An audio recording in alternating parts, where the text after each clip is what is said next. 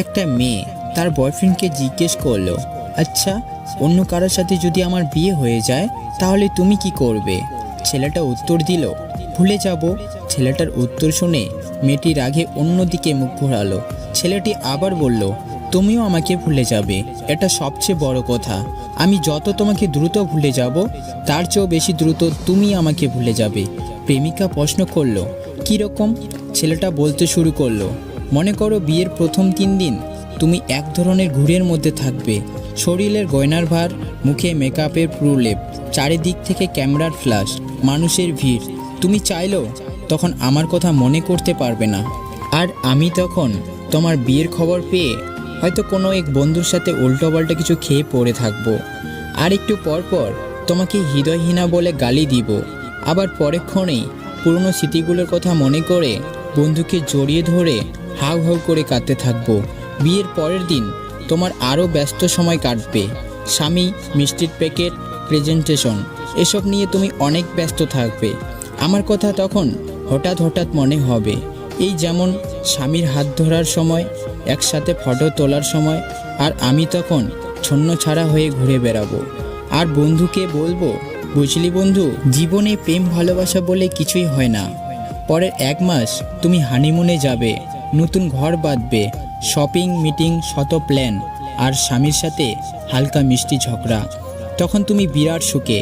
হঠাৎ আমার কথা মনে হলে ভাববে, তোমার সাথে বিয়ে না হয় বোধহয় ভালোই হয়েছে। আমি ততদিনে বাপ, মা, বন্ধু, বড় দাদাদের ঝাড়ি খেয়ে মোটামুটি সোজা হয়ে গেছি। ঠিক করেছি কিছু একটা করতে হবে। তোমার একটা সুন্দরী মেয়ে বিয়ে করে তোমাকে দেখিয়ে দিতে হবে। সবাইকে বলবো তোমাকে ভুলে গেছি। কিন্তু তখন মাঝরাতে তোমার এসএমএসগুলো বের করে পড়বো আর দীর্ঘ নিঃশ্বাস ফেলবো। পরের 2 বছর তুমি আর কোনো প্রেমিকা কিংবা নতুন বউ নেই, মা হয়ে গিয়েছো। পুরাতন প্রেমিকার স্মৃতি, স্বামীর আলদার, এসবের চেয়ে বাচ্চার ডাইলপার, পিটার, এসব নিয়ে তুমি অনেক চিন্তিত থাকবে। অর্থাৎ তখন তোমার জীবন থেকে মোটামুটি পার্মানেন্টলি ডিলিট হয়ে যাব।